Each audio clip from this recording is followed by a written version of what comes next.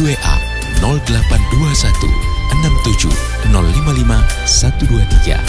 Acara ini dipersembahkan oleh Permi Cabang Medan dan didukung oleh Radio Muslim Al-Fatih 107,3 FM, membebaskan hati merajut silaturahmi. Sahabat Muslim, saatnya kita menyimak Bincang Al-Fatih. Bincang Al-Fatih hanya di 107,3 Radio Muslim Al-Fatih, membebaskan hati merajut silaturahmi. Assalamualaikum warahmatullahi wabarakatuh. Sahabat Muslim, bertemu kembali di Radio Al-Fatih 107,3 FM, membebaskan hati merajut silaturahmi.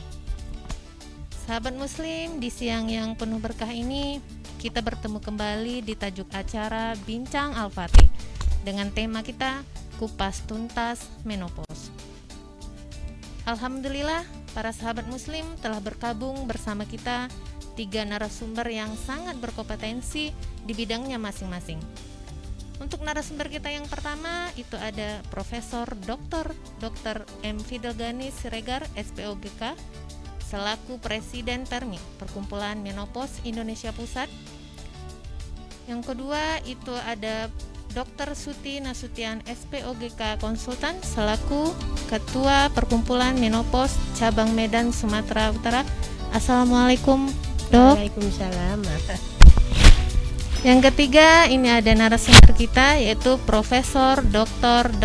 Dina Kumalasari, MGizi SPGK, selaku praktisi kesehatan di bidang gizi klinis. Assalamualaikum, Dok. Waalaikumsalam warahmatullahi wabarakatuh. Untuk sahabat Muslim yang ingin berinteraksi bisa menghubungi line telepon kami di 061-822-9966 ataupun di line handphone di nomor 0821-67055120 ataupun di Facebook Live di Al-Fatih dan via streaming di alfatihmedia.com.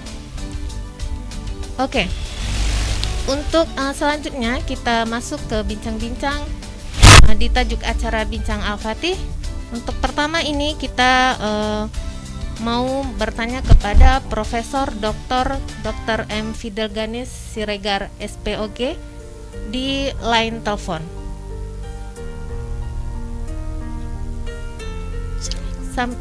Sambil menunggu. Halo, Assalamualaikum, Prof. Waalaikumsalam warahmatullahi. Baik, Prof, ini kita di tajuk acara Bincang-Bincang Al-Fatih nih, Prof. Mau bertanya ini, bagaimana sih, Prof, tentang sejarah Persatuan Permi Indonesia kita ini? Persatuan Perkumpulan Menopause Indonesia Pusat kita ini, Prof. Apa sih sejarahnya terbentuknya Perkumpulan Permi ini? Oh. Wah, seperti belajar sejarah gitu ini ya. Atau latar belakang lah, Prof, yang terbentuknya apa namanya? Permi, saya rasa mungkin yang lebih apa namanya? Yang lebih yang lebih paham mungkin apakah ketua Permi kita ada di situ ya? Ada, Prof. Mungkin beliau yang lebih berkompeten untuk menjawab itu mungkin. Yang lebih lebih hafal itu kapan terbentuknya Permi apa segala macam. Tapi yang Permi ini adalah organisasi seminat ya.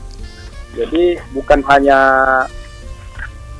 ahli dalam bidang obstetrik ginekologi aja, tetapi juga beberapa spesialis yang terkait dengan keluhan-keluhan dari menopause tadi. Kalau misalnya itu terjadi, gitu ya. Misalnya kan menopause itu bisa aja efek jangka panjangnya itu bisa terjadi gangguan pada osteoporosis, jantung dan pembuluh darah. Maka ada dokter ahli kardiologi yang terlibat di situ, ya. kemudian pengeroposan dari tulang ya. Nah, itu juga ada ahli bedah ortopedi yang terlibat, kemudian efek samping yang lain, efek yang timbul lagi misalnya lupa ya, itu juga ada dokter-dokter saraf yang yang terlibat di situ. Jadi banyak keterlibatan disiplin ilmu lain. Jadi bukan hanya miliknya dokter spesialis obstetrik ginekologi aja sebenarnya tentang PERM ini ya. Oke, Prof. Fidel, boleh dijelaskan sedikit tentang apa itu menopause, gejala-gejalanya atau perubahan-perubahan yang biasa dialami oleh para sahabat-sahabat Muslim kita ini, Prof. Oh gitu, ya. Jadi sebenarnya ya menopause itu kan hanya satu istilah ya. Kita kadang-kadang lebih senang memakai istilah klimakterium ya, karena menopause itu sebenarnya satu istilah aja, satu titik di mana seorang perempuan ya pada usia tertentu tidak lagi mengalami menstruasi selama 12 bulan. Jadi kalau ada ibu-ibu mengeluh, misalnya dia saya udah 8 bulan lah enggak haid lagi, enggak menstruasi. Nah, itu enggak boleh kita sebut dulu dia ibu yang menopause. Karena patokannya adalah menopause apabila terjadi berhenti haid setelah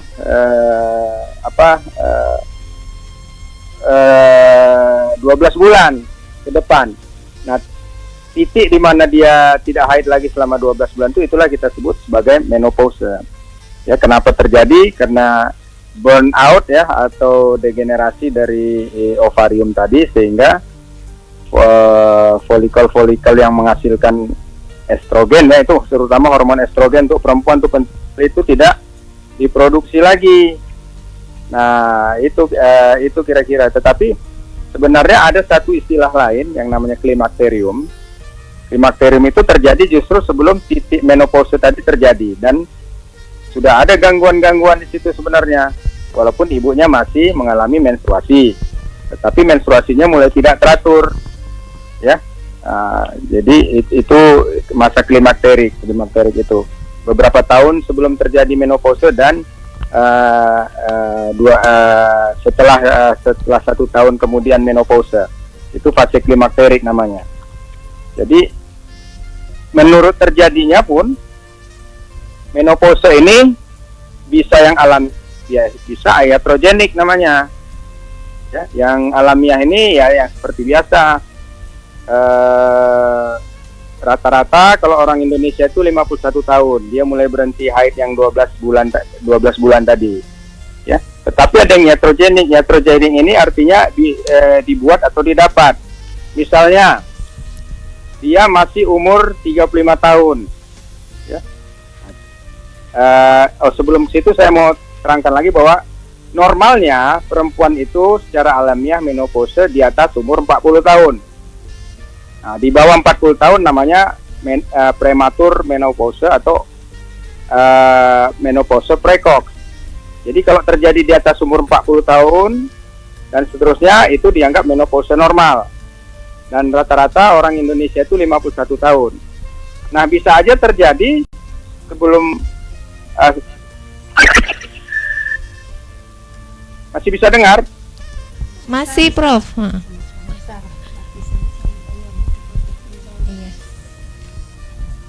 Ya, oke, Prof. Bagaimana juga dengan keluhan-keluhan yang sering dialami wanita menopause ini, Prof? Untuk kali nomor yang Anda tuju sedang tidak dapat. Boleh, untuk kali ini kami persilakan kepada Dr. Suti penjelasannya, Dok. Ya, baik. Terima kasih. Sebenarnya menopause ini ya memang lazim semua wanita memang harus mengalami fase itu ya. Seorang wanita, anak-anak baru lahir itu kan banyak fasenya untuk seorang wanita perempuan ya. fase namanya sampai umur 1 bulan Halo? namanya neonata, kemudian bayi, kemudian usia batita. Kenapa ini Prof Fidel nyambut ya? Iya. Halo Prof. Ya. Kemudian- Saya lanjutkan yang tadi, tiba-tiba ada telepon masuk ya. Bisa terjadi menopause itu tidak secara alamiah tapi iatrogenik atau kita buat atau didapat. Misalnya tadi ada seorang perempuan, kan tadi kita anggap normal menopause terjadi di atas 40 tahun ya. Nah, sebelum 40 tahun tiba-tiba kita harus mengangkat atau mengoperasi indung telurnya dua-dua karena mungkin keganasan. Nah, umurnya belum mencapai 40 tahun, maka menopausenya itu terjadi karena buatan atau kita yang buat ya, atau didapat ya, kena proses bedah, maka namanya surgical menopause atau menopause karena pembedahan ya. Atau ibu-ibu yang harus mengalami kemoterapi karena penyakit keganasan di organ reproduksi ya, dikasih kemoterapi maka indung telurnya pun menjadi degenerasi dan dia tidak menstruasi lagi. Nah, itu juga kalau terjadi sebelum 40 tahun di mana sebelumnya ibunya masih menstruasi secara teratur, itu juga namanya menopause yang didapat atau iatrogenik yang kita buat gitu ya. Jadi medical menopause. Jadi dia bisa alamiah, bisa karena proses ada pembedahan atau obat-obatan dan sebagainya gitu kira-kira. Jadi macam-macam penyebabnya ya, Pak, ya Prof ya. Ya, Macam-macam. ada ya. Penyebabnya ya. Cara Nama terjadinya lainnya juga menopause apa? itu. Menopause Jadi selain terinduksi yang ya, Prof, alamiah ya? ada yang bisa terjadi karena sesuatu hal, padahal Iya. belum waktunya dia menopause gitu. Ya, Terinduksi, baik misalnya untuk karena keluhan-keluhan yang biasa dialami oleh sahabat-sahabat muslim kita inilah ya dok, kira-kira apa itu ya dok, keluhan-keluhan yang biasa dihadapi bagi wanita yang mau mengalami menopause atau yang sedang menopause ini Prof? Baik, makasih. Keluhan-keluhan ya. Kepada Dokter Suti, dipersilakan penjelasannya. Oh ya, saya boleh. Prof Fidel masih dengar? Baik, Silakan, iya. Dokter Iya, Suti. iya. Baik, tadi seperti yang dibilang Dr. Fidel, Prof Fidel tadi ya, itu yang dibuat itu namanya menopause terinduksi. Misalnya seorang wanita pada usia reproduksi ya di bawah 45 tahun sebenarnya itu dia masih mengalami siklus menstruasi yang teratur ya, karena hormon estrogennya masih beredar di tubuhnya. Tapi bisa dia dihentikan karena suatu tindakan, misalnya karena kemoterapi, karena radiasi, karena pembedahan. Misalnya dia menderita penyakit-penyakit yang terpaksa indung telurnya diangkat, umpamanya sama rahim-rahim semua diangkat. Ya misalnya penyakit kanker ovarium, kista ovarium yang tidak bisa dielakkan untuk ditinggalkan, misalnya seperti itu namanya menopause terinduksi seperti yang dikatakan Prof Fidel tadi ya. Itu bisa juga terjadi pada wanita yang usia reproduksi. Gitu ya, bukan harus di rentang usia 45 sampai 55 tahun. Tapi lazimnya menopause itu terjadi pada wanita usia 45 sampai 55 tahun. Tapi belakangan ada saya dapatkan dari BKKBN itu katanya perempuan menopause itu usianya mulai dari 49 tahun. Tapi kita secara umum mengikuti definisi yang dikeluarkan oleh WHO ya, Badan Kesehatan Dunia. Kalau menurut WHO itu 45 tahun paling cepat dan 55 tahun berakhir itu. Sesudah itu namanya usia pasca menopause. Lanjut lagi namanya usia senilis gitu kalau seorang wanita. Ya, jadi kenapa banyak keluhan ini menopause ini? Itu sebenarnya karena hormon wanitanya itu hormon estrogennya sudah perlahan-lahan menurun diproduksi dari tubuhnya ya, dari indung telurnya begitu. Itu pusat yang paling banyak menghasilkan estrogennya. Jadi semakin tinggi usia wanita itu semakin menurun kadarnya sampai akhirnya nanti mencapai titik nadir 0 ya. Dan semakin tinggi usianya, karena itu semakin habis, ini gejala-gejala banyak timbul karena estrogen ini mempengaruhi seluruh tubuh wanita. Misalnya pada rambut ya, rambut jadi rontok, bahkan putih, itu karena estrogen juga sudah habis ya Prof Dina. Kemudian kulit keriput ya gitu. Itulah gejala-gejala salah satu keluhan-keluhan somatiknya. Tapi yang paling banyak itu sebenarnya nyeri-nyeri sendi, nyeri-nyeri seluruh tubuh itu paling banyak dialami oleh seorang wanita menopause ya. Jadi mengganggu itu jadinya ya. Ya, mengganggu. Jadi dia tidak mematikan memang, cuman ya mengurangi kualitas hidup seorang wanita menopause karena keluhan-keluhan yang banyak tadi. Kemudian ada juga keluhan yang vasomotor, kalau istilah dalam kedokteran vasomotor ya. Mungkin orang nggak Vasomotor ngerti. itu gimana? Ya, itu seperti keringat malam. Jadi seorang wanita menopause itu sering mengalami keringat malam yang banyak gitu. Dan satu lagi merasa seluruh tubuhnya panas atau hot flash, itu sering di muka. Tapi ya ini saya lihat juga tidak semua ya wanita menopause mengalami itu kalau di Indonesia. Jadi saya rasa ini penelitian-penelitian yang banyak terjadi di dunia barat ya. Nah, Beda-beda keluhan, beda-beda, iya. orang, beda-beda ini ya. iya, tergantung indeks massa tubuhnya, tergantung postur tubuhnya juga ini. Atau gemuk atau enggak? Iya, gitu mungkin ya? benar Prof Dina. Jadi seorang wanita menjelang usia menopause kalau dia misalnya kurus dengan yang gemuk itu pasti berbeda kadar estrogennya. Jadi dok, kira-kira ini sama tidak makanan yang biasa nih kalau dari WHO tadi kan ada rentang usianya 49 ke atas, tapi kalau di Indonesia lebih sering di usia Umur 45 sampai 55 tahun. Jadi kira-kira nih bagi sahabat-sahabat muslim kita yang mendengar di rumah, itu kan ada tidak nutrisi-nutrisi yang bisa kita konsumsi untuk meningkatkan estrogen yang tadi dokter bilang, karena katanya kalau pada manusia itu kan ada penurunan estrogen semakin tua umur, iya. penurunan estrogen. Gimana itu Prof Dina? Ya, oke. Ya, jadi memang jadi menarik ya Kak ya menopause iya, ini. iya. Karena Iya, pun kalau nggak salah tanggal 18 Oktober ini hari menopause Iya, dunia. sedunia. Ya karena itu kita selenggarakan ini karena kan situasi pandemi. Biasanya kita bikin event ya, bikin workshop, bikin apa, tapi nggak bisa karena mengumpulkan orang juga ada undang-undangnya di situasi pandemi begini, ya kan? Iya. Jadi kita berpikir lah apa ya untuk memeriahkan acara menopause sedunia ini yang jatuh setiap tanggal 18 Oktober gitu. Iya.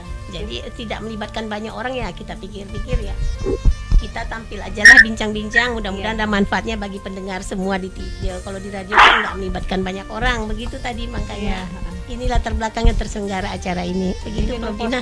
Penting sekali ya. Iya. Dokter Suti ya. Iya. Ya, kalau masalah nutrisi terkait tadi yang kata yang tadi sudah disebut oleh Dokter Suti, memang kita penting memperhatikan asupan makannya. Iya, benar. Yang pertama sekali mungkin keseimbangan Iya. dari asupan makanan Karbohidrat, seseorang protein, tersebut. ya, Betul, lemak. karbohidrat, protein. Tapi tentunya ada spesifikasi Ya. makanan yang khusus. Kalau tadi yang disebutkan Dokter Suti tadi ada estrogen, mungkin Iya. kedelai itu mungkin bisa. Oh ya, ya, Kak? itu masuk Coba. dalam fitoestrogen Prof Dina. Iya, coba dicontohin kita lah dok. Mungkin Ya, sahabat-sahabat muslim tadi kita di sedikit, rumah iya. tidak paham ini kedelai dalam bentuk apa, lebih spesifiknya gitu ya. Iya, Dok. iya. Bagaimana Baik. dok penjelasannya?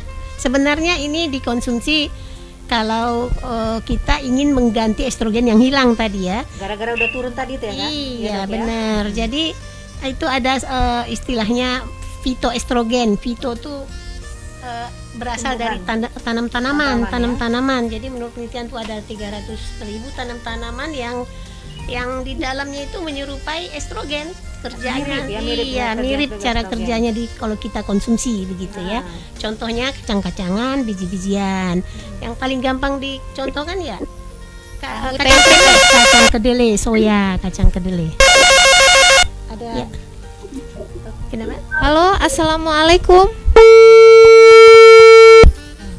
ya, sudah mati Oke. tadi ada yang ini ya, coba Ada telepon yang ya. coba nelfon berinteraksi dengan kita. Ya, boleh. Baik, Ya, nggak oke, apa-apa, boleh kita sambil dilanjutkan, bicara, iya. Dok.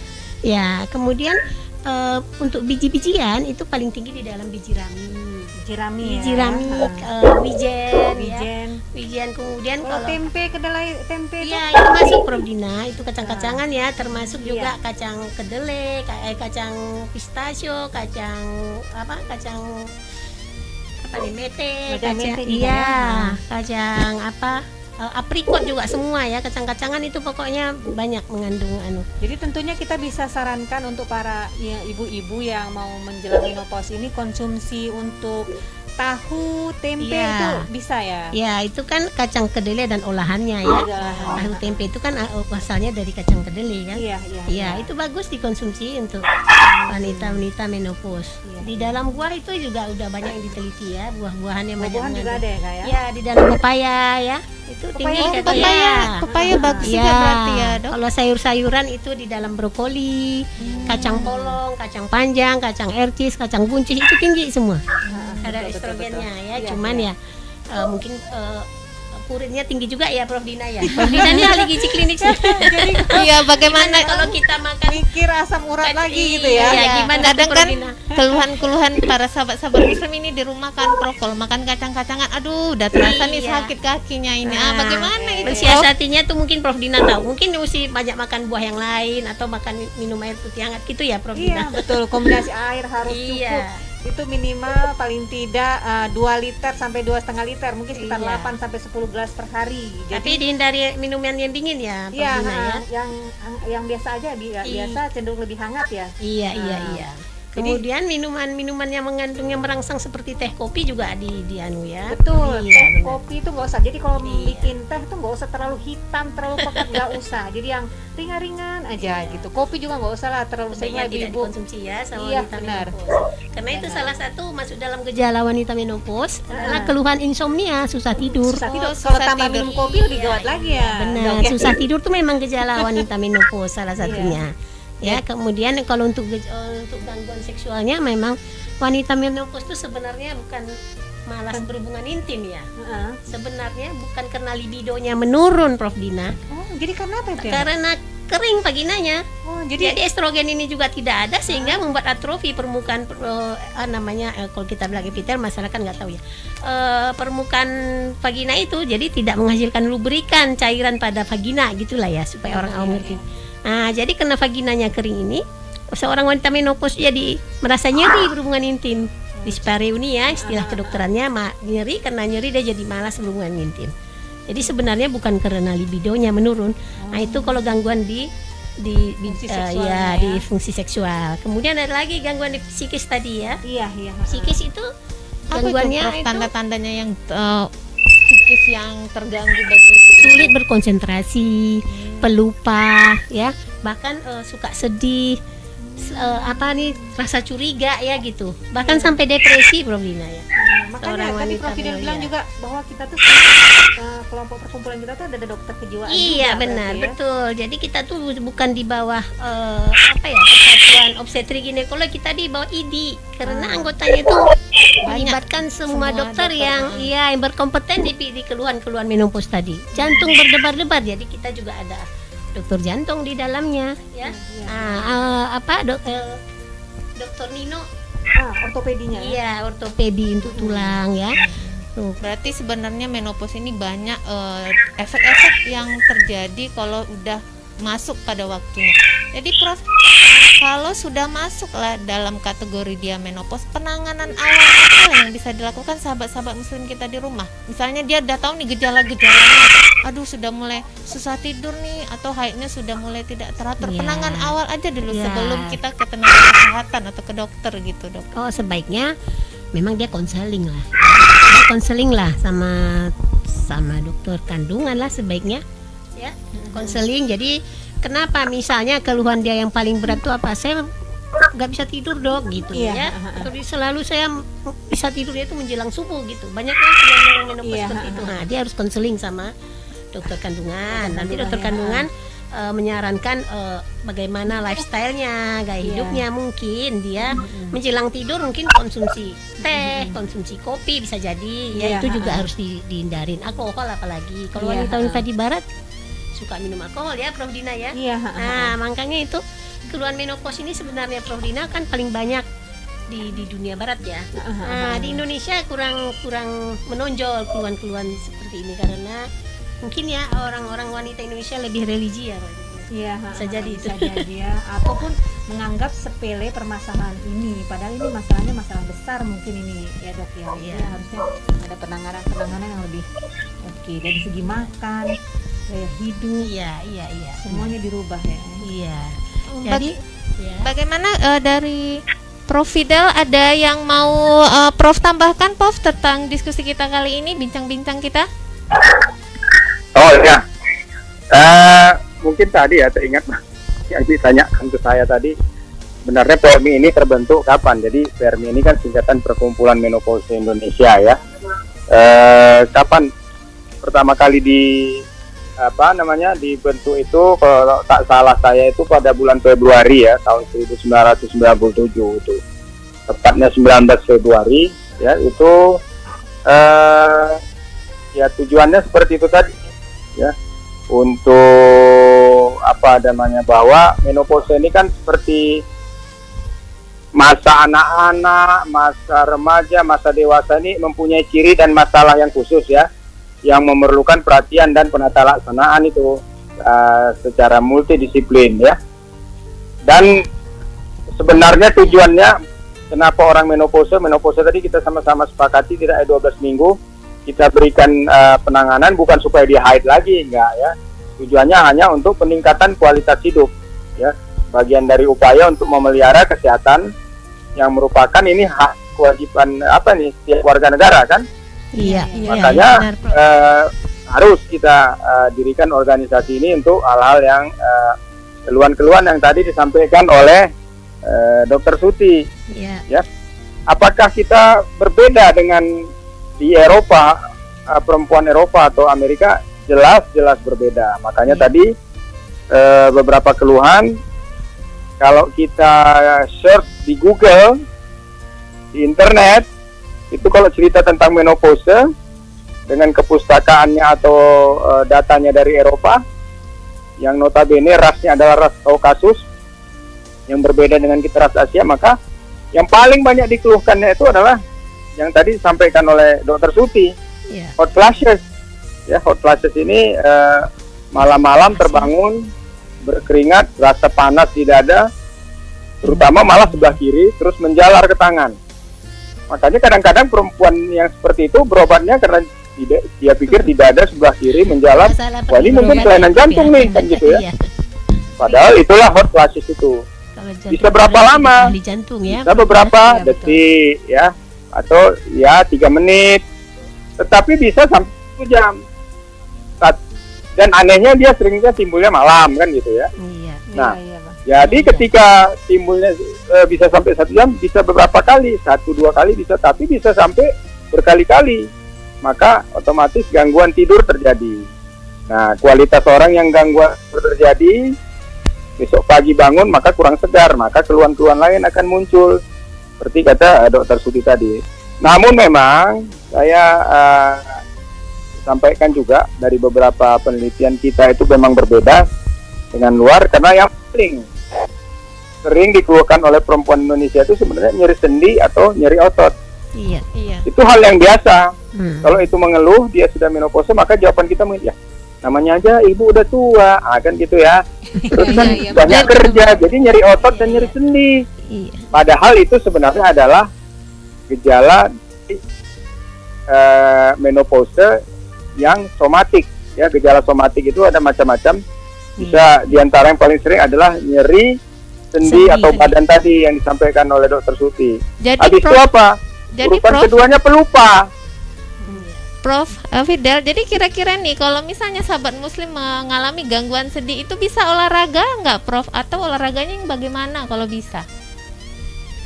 Nyeri sendi dan olahraga. Iya, harus olahraga ringan, nggak boleh olahraga. Memang mengacu kepada pengobatan dari menopause ini, pengobatan keluhan ya, maksudnya bukan supaya tidak terjadi menopause. Tadi dari secara gizi kan udah disampaikan oleh Prof. Dina ya, Dr. Suti juga udah sampaikan ada asupan dari diet di situ, dan mungkin salah satu penyebab kenapa perempuan Indonesia tidak begitu merasakan apa yang dirasakan oleh perempuan Barat, karena itu tadi kita kaya akan kacang-kacangan. Ya, kacang-kacangan ini kan fitoestrogen. Terus apa hubungannya? Fitoestrogen ini oleh di dalam ketika dimakan di dalam usus kita, perempuan yang ras Asia itu oleh proses bakteri di dalam usus bisa dirubah dengan yang namanya S-equal. S-equal ini yang bisa mempunyai kemampuan untuk melalui bakteri usus ya. Kemudian dia bisa melekat ke reseptor beta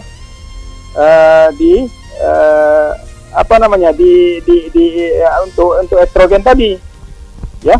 Nah, itu bedanya. Nah, sedangkan pada ras atau kasus orang-orang Eropa ini nggak segampang itu terjadi. Maka kalau kita saran pakai fitoestrogen untuk orang Eropa, dia ketawa.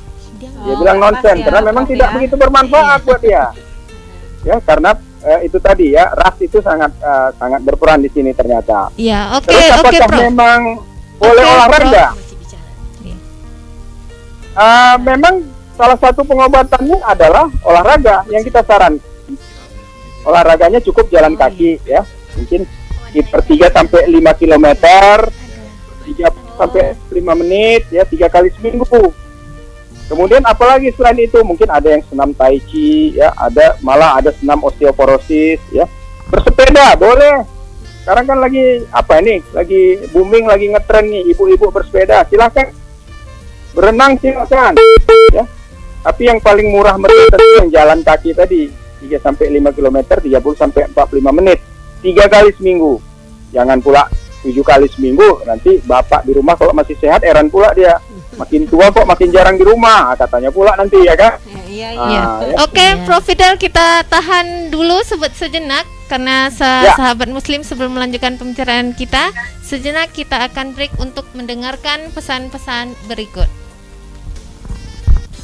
Bincang Al-Fatih akan segera kembali.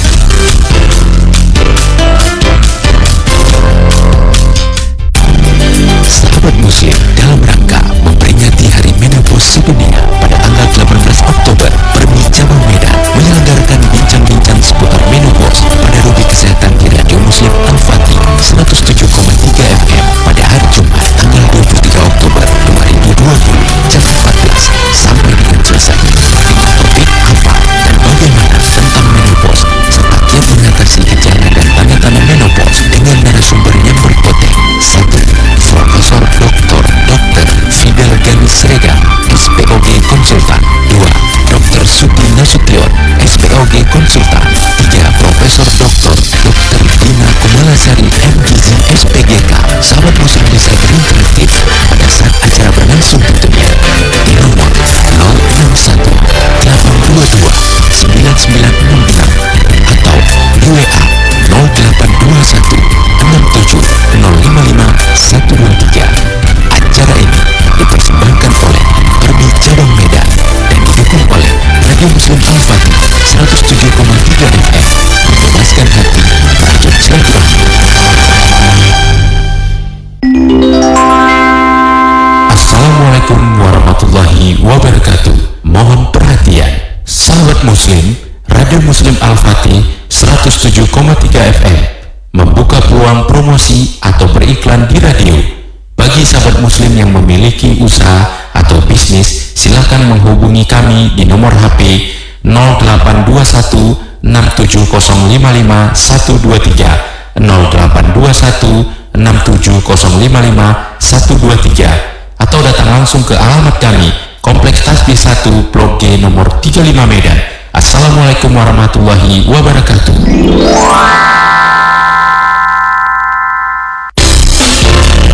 Kembali kita ikuti Bincang Al-Fatih.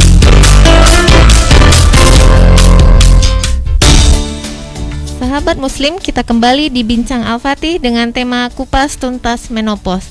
Gini dok, ini ada pertanyaan dari sahabat-sahabat muslim kita di rumah. Ya. Assalamualaikum dok, saya Ibu Isnaini dari Ya. Batubara. Saya Ya. usianya 61 tahun, masih ada haid. Itu kenapa ya dok? Mohon penjelasannya. Ya, baik. Ibu ini 61 tahun. Tadi kita udah katakan di awal ya, sebenarnya menopause ini rentang usianya antara 45 sampai 55. Jadi seharusnya itu sudah berhenti ya, Dr. Prof Dina ya. Iya, Kenapa dia masih haid? Mesti kita periksa lah fisiknya dan kita tanya yang detail ya. Apakah memang dia sudah pernah berhenti haid 1 tahun berturut-turut? Jadi kalau dia sudah pernah berhenti haid 1 tahun berturut-turut, misalnya di usia 58 ya atau 56 gitu. Kemudian dia haid kembali di usia 61 tahun ini, itu karena dia tidak bisa membedakan antara haid dengan perdarahan dari kemaluan. perdarahan itu. Iya, bisa jadi itu suatu penyakit ya, bisa itu karena penebalan dinding rahim sebelah dalam, bisa ada kanker-kanker di serviks atau di endometrium ya. Iya, iya. Jadi itu harus diperiksa fisiknya. Berarti harus ibu harus memeriksakan. Iya, memeriksakan Kenapa itu bisa terjadi ya? Kemana nih Prof? ke dokter kandungan lah. Dokter Ke dokter ya. kandungan, ya. iya. Jadi bisa jadi karena ibu itu tidak mengetahui itu darah haid atau kelainan ya, Iya, darah yang abnormal, bukan karena siklus haid yang masih teratur, masih siklik begitu. Iya. Ya, jadi sebaiknya itu diperiksakan ya, karena tuh menurut penelitian seharusnya sudah berhenti haid. Oh, standar 55 seorang tahun ibu-ibu tuh maksimum. mestinya udah berhenti ya. Sudah Ini 55 masih tetap tahun berjalan. harusnya ya. Jadi kalau ada keluar darah haid berarti itu Iya. udah harus kita konsulkan langsung lah ya dok sama dokternya. Iya, untuk macam-macam melihat. bisa diagnosa terjadi itu, dan dia karena tidak bisa membedakan yang mana darah haid dengan perdarahan dari kemaluan, jadi dia mengatakan itu darah haid, masih haid. Bisa jadi itu ada polip di mulut rahimnya, bisa ada polip di permukaan dinding rahim sebelah dalam, bisa karena ada proses keganasan ya, Iya, macam-macam iya, iya. Dr. Dina ya. Jadi Prof, setelah kita mendengar tadi gejala-gejala dari menopause, dari mulai terasa panas, ada gangguan susah tidur, Iya. ada tidak ya dok gejala-gejala yang paling menakutkan ini kalau ini terus berlanjut? Oh, adalah. Itu sangat mengurangi kualitas hidup ya, Prof. Dina ya. Kualitas hidupnya ya. Iya, itu yang paling terakhir dikeluhkan oleh seorang menopause ini adalah gejala osteoporosis, yaitu pengeroposan tulang. Makanya kan kita semakin tua semakin pendek ya, Prof. Dina ya, semakin pendek ya. Pendeknya gimana ini dok? Berkurang, tinggi badan Tinggi berkurang. badan kita berkurang. Iya, berkurang. Saya ibu saya insya Allah masih sehat sekarang. Beliau mengatakan tinggi badannya turun 15 cm loh, Prof. Dina. Oh, ya 15 Allah, cm, iya. Sekarang beliau udah umur 57 tahun. Jadi itulah dia proses pengeroposan tulang tadi, istilah kedokterannya osteoporosis. Iya. Ini akibat estrogen tadi juga, Mbak. Ya, jadi estrogen itu memang berperan dalam proses apa? Tulang tadi Iya, ya. densitas Pembentukan tulang. kades ya. Iya. Kepadatan tulang. Kepadatan tulang, iya benar. Jadi kalau itu berkurang semakin jauh usianya, semakin tinggi. Ya yang ada proses pengeroposan tulang, namanya osteoklas ya, Prof. Dina Iya. ya. Nah, gitu. Jadi makanya semakin pendek dan tulangnya rapuh. Iya, Nah, iya, itu makanya orang yang semakin tua tuh tidak dianjurkan olahraga berat ya, Prof. Dina Iya, ya. yang pelan-pelan Karena dia aja. rentan untuk terjadi patah tulang ya. Iya, Apa iya. ya gitu. Perlu juga nutrisinya, kalsiumnya juga diperhatikan. Iya, Kalsium, berjemur di vitamin D. matahari ya, Prof. Dina. Iya, berjemur di sinar matahari itu mendapatkan vitamin D yang Iya, alami ya. betul-betul. Iya. Ini benar. konsumsi kalsium yang bagaimana ya dok, yang biar sahabat-sahabat muslim kita di rumah ini tahu ini kan orang tahu kalsium apa sih yang kalsium gitu, contohnya pisang atau susu atau gimana ya dok? Mungkin susu yang utama ini Iya, ya, Pak, ya. iya, Yang benar, pertama benar. susu tinggi kalsium itu harusnya bisa dikonsumsi. Tapi kalau enggak, kalsium bisa didapatkan dari ikan Iya. yang dimakan dengan tulang-tulangnya, Iya, ikan iya, teri. iya. Mungkin di Iya, daerah iya, kita, benar, daerah tinggi Medan tuh. ini, Sumatera Utara, ikan teri mungkin masih penghasil ikan teri yang bagus. Iya, Jadi bagus masih ini. gampang untuk kita konsumsi ya Iya, dok, iya. diperoleh dengan gampang, yaitu contohnya misalnya kayak ikan teri bagus sekali untuk kesehatan. Kayak tablet-tablet kalsium yang beredar di Tablet kalsium juga pasaran bisa. itu dibuat bahan bakunya dari tulang-tulang, ada yang dari tulang ikan hiu Hiu, ya. tulang ikan hiu ya, Ya, ada yang dari cangkangnya kepiting ya. Iya, Prof. benar, Dina, benar. itu banyak yang beredar yang dikonsumsi oleh wanita dan menopause gitu. Itu penting. Jadi sebenarnya dok tidak apa-apa lah ya sebenarnya sahabat-sahabat muslim kita ini mengkonsumsi obat-obat yang mengandung kalsium ini. Kadang kan sahabat-sahabat muslim kita ini kan takut sedikit-sedikit minum obat Ya, katanya Tapi gitu. tetap harus dengan konsultasi dengan dokter, nggak boleh Iya, sembarangan benar. minum kalsium ya, nggak boleh. Itu biasanya ginjalnya kena Iya ya. benar ya. Karena berarti ginjal. Baik, untuk selanjutnya ini ada pertanyaan dari sahabat muslim, ini kita tujukan kepada Prof. Fidel. Halo?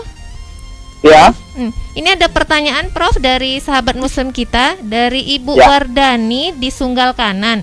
Pertanyaannya, anaknya berusia 15 tahun tapi belum haid. Apa itu penyakit ya dok katanya? Silakan dok penjelasannya. Itu amenoria prima Oh. itu kan, Prof. Dina. ya, oke. Amenoria prima.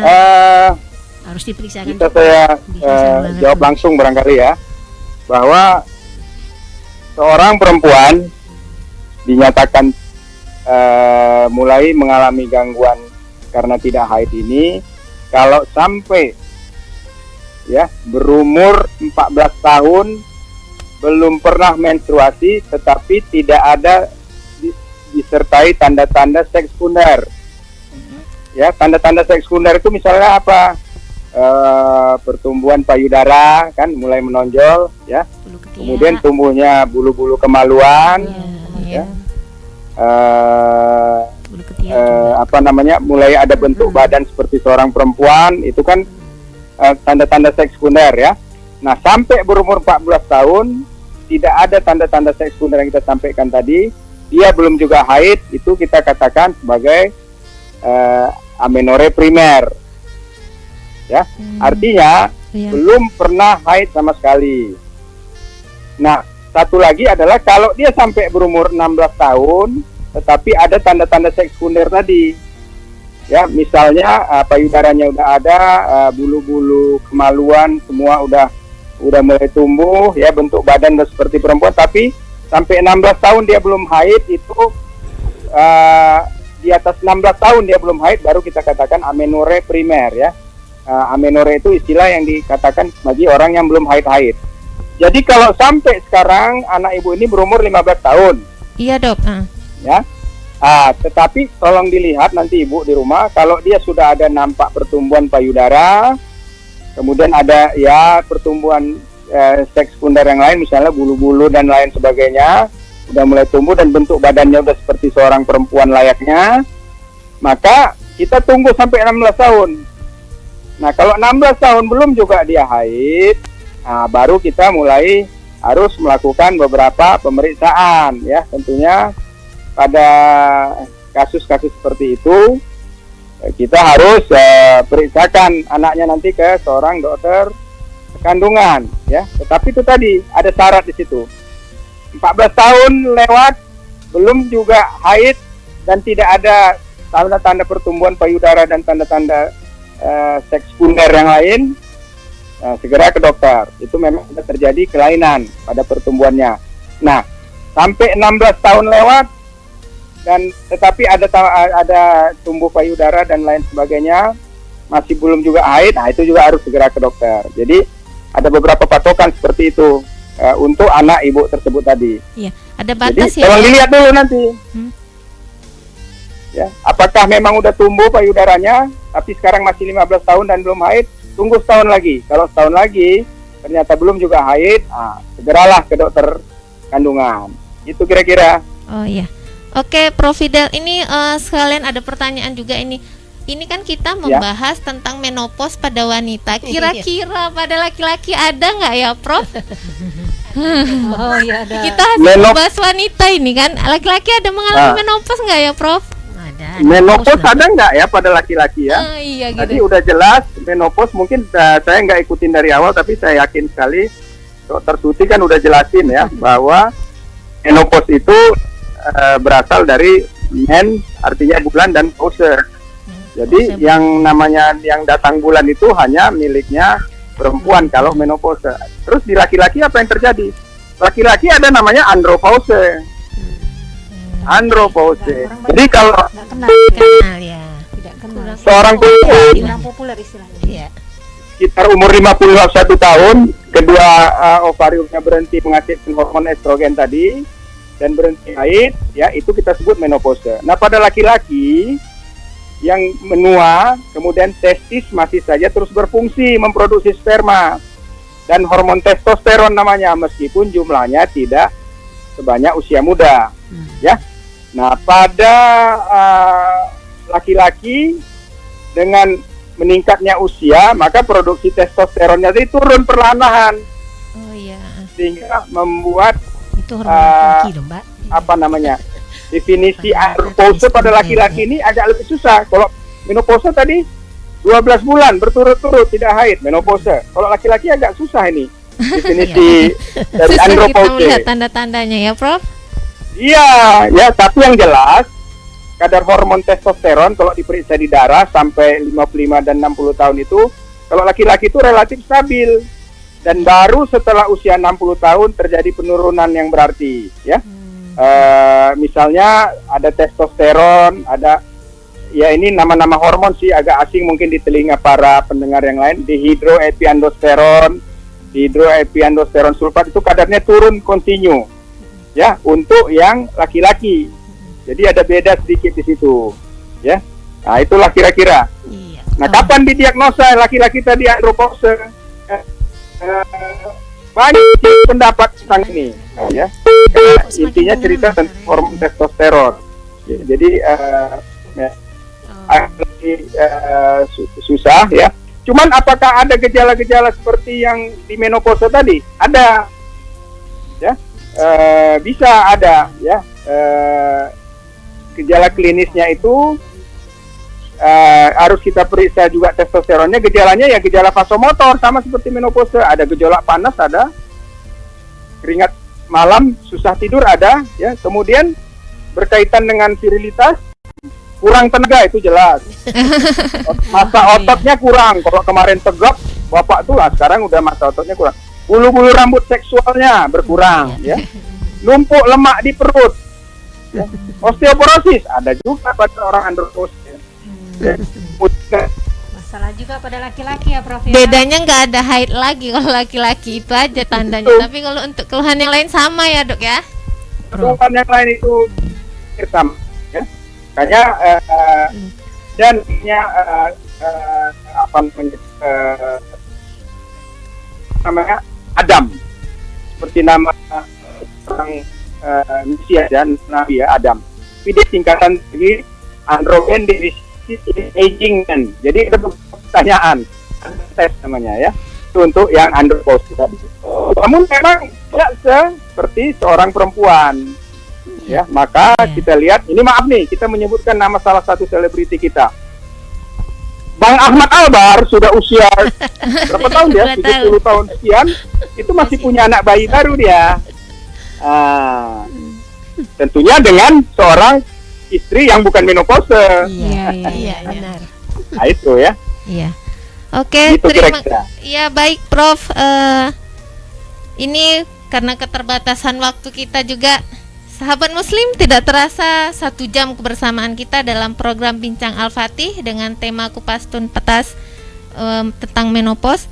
Baik, ada pesan-pesan atau saran yang mau Prof Fidal sampaikan, Prof, untuk sahabat-sahabat muslim kita di rumah? Halo. Halo. Iya, ada pesan-pesan yang mau Prof sampaikan untuk sahabat-sahabat muslim kita di rumah tentang bahasan kita ini? Ya, terima kasih.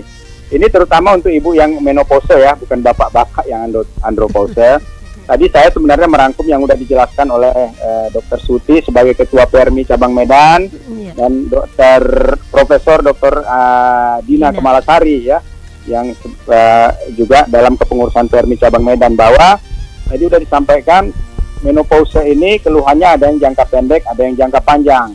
Dr. Suti sudah menjelaskan ke kita bahwa keluhan jangka panjang ini kita harus berhati-hati karena ada osteoporosis ceritanya di situ, kemudian ada cerita tentang Alzheimer, ya, pelupa. Dia jalan dari rumah mau ke rumah tetangga, tiba-tiba ada telepon dari Lubuk Pakam, ibunya udah sampai di Pakam, gitu-gitu bisa, ya. Kemudian ada cardiovascular disease, ya, penyakit-penyakit jantung.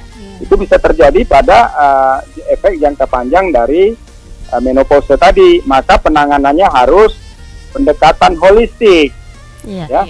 Perubahan gaya hidup jelas. Kalau ibunya dulunya perokok, peminum kopi, minum Coca-Cola segala macam, tolong dihindarin dan dihilangkan kalau bisa. Kemudian olahraga jalan tadi, ya, 30-45 menit, paling enggak 3 kali seminggu lah. Walaupun ada yang menganjurkan 5 kali seminggu, ya. Kemudian diet, nah itu perannya Dokter Dina, jangan segan-segan berkonsultasi karena diet ini perannya banyak. Tadi udah disampaikan, kacang-kacangan sangat membantu, ya. Itu estrogen namanya. Kemudian sayuran, buah-buahan dan segala macam itu juga dibutuhkan untuk untuk orang-orang yang perempuan menopause tadi, supaya keluhan yang terjadi tidak sedemikian berat. Nah sekarang mungkin ada yang bertanya, seberapa lama harus diobati? Ya Iya. tergantung. Kalau hanya untuk ngobat jangka pendek aja, 3 bulan sampai setahun cukup. Heeh. Ya, kan tadi udah jelaskan dokter Tapi Siti itu harus apa itu yang jangka memperhatikan pendek keluhannya. ada atau Tapi tidaknya kalau untuk- rahimnya ya, Prof. Fidel. Kalau untuk jangka panjang, itu bisa 5 sampai 10 tahun. Itu termasuk perlindungan terhadap penyakit jantung dan osteoporosis. Iya. Makanya ya perlu ada terapi, oke, tetapi jangan lupa kita harus juga secara reguler mengetahui perkembangan dan efek samping kalau kita berikan obat-obatan tadi ya. Ya, Tadi satu yang lagi seperti Prof. yang Fidel disampaikan. pesannya. Iya, nanti itu ada. Satu lagi Ya, silakan saya dokter rasa Siti. perlu sosialisasi ya Mbak Iya. ya. Baik, Tentang terima keluhan-keluhan, kasih ya. kepada Prof. Fidel. Untuk selanjutnya kepada Dokter Siti yang bisa disampaikan kepada sahabat-sahabat muslim Iya. kita di rumah. Ini pesan saya, keluhan menopause ini sebenarnya tidak dikenali oleh wanita-wanita menopause itu. Jadi mereka ini suka salah pergi berobat ke dokternya, ya kan Prof. Dina. Misalnya jantung berdebar-debar, tapi diperiksa nanti EKG-nya normal, apanya. Itu sebenarnya dia perginya ke dokter kandungan, bukan ke dokter ahli jantung, ya kan Prof. Dina. Iya, iya. Ah, misalnya tulangnya ngilu-ngilu belum tentu dia karena apa, kadar purinnya tinggi, asam urat belum tentu karena Belum tentu itu estrogen ya. juga ya. Jadi kita bisa kasih terapi hormon, begitu ya Prof. Dina. Iya, iya. Jadi betul. sebaiknya keluhan-keluhan menopause ini kita sosialisasikan. Ya makanya lah itu ada perkumpulan ini. Jadi kita mau melindungi apa ya? Karena banyak juga ini apanya, populasi wanita menopause ini banyak ya, berapa persen di Indonesia ya? Iya, iya. Iya, jadi kita berusaha untuk mereka mengenalinya dan mensosialisasikan keluhan-keluhan itu sehingga mereka tidak salah pergi berobat begitu ya. Iya. Gitu. Kira-kira kalau misalnya sahabat-sahabat muslim kita ingin mengenali lebih jauh tentang perkumpulan ini, kemana bisanya kita mencari informasinya, Dok? Untuk selanjutnya boleh bertanya secara rutin ke Radio Al-Fatih, nanti bisa diteruskan ke saya, ke Prof. Fidel, ke Prof. Dina, ke kami semua pengurus Permi Medan. Prof. Dina juga ikut dalam kepengurusan ya, dalam kepengurusan Permi Medan ya. Oke, terima kasih Dokter Siti. Iya, Untuk selanjutnya makasih kepada Prof. Dina, ada pesan yang mau disampaikan sama sahabat-sahabat muslim kita di rumah? Ya, yang penting dijaga pola makannya, terus diperhatikan seperti tadi kedelainya, kemudian susunya atau apa namanya ikan teri atau ikan yang dimakan dengan tulang-tulangnya, dan yang jangan lupa perubahan gaya hidup dan sinar matahari itu harus kena juga. Hanya itu aja. Mungkin karbohidrat dikurangi ya dokter. Ya, ya. karbohidrat bolehlah pelan-pelan. Kalau protein tetap kali ya? Protein tetap, sumber Iya, proteinnya tetap. lemak agak dikurangi dikit ya. Lemak juga nggak usah terlalu banyak. Iya, karena menurut penelitian, ada penelitian juga yang bilang yang agak gemuk dikit itu ada apa nih, jaringan di lemak ini adipose itu bisa merubah menjadi estrogen. Oh. Iya, Iya, betul. ya. Baik, begini Dok, Profesor, karena waktunya 1 jam tapi tidak terasa Iya, dengan kita cerita bincang-bincang, terus ya. Iya, akhirnya bincang-bincang, waktunya sudah sampai di penghujung acara kita. Iya. Terima kasih. Kami mengucapkan terima kasih yang sebanyak-banyaknya kepada narasumber yang telah bersedia hadir Ya, terima dan kasih kembali. baik melalui hadir di sini ataupun di line telepon. Kami ucapkan terima kasih karena sudah berbagi ilmu dengan sahabat muslim di rumah. Iya. Semoga ilmu yang didapat hari ini berkah Dan bermanfaat. dan dapat diaplikasikan dalam kehidupan sehari-hari sahabat muslim. Saya Amin. tutup untuk bincang-bincang kita kali ini. Iya. Assalamualaikum warahmatullahi wabarakatuh. Waalaikumsalam warahmatullahi Terima kasih. wabarakatuh. Telah kita simak Bincang Al-Fatih hanya di 107,3 Radio Muslim Al-Fatih. Assalamualaikum ya akhi ya ukhti. Sahabat Muslim, terima kasih masih mendengarkan Radio Muslim Al-Fatih.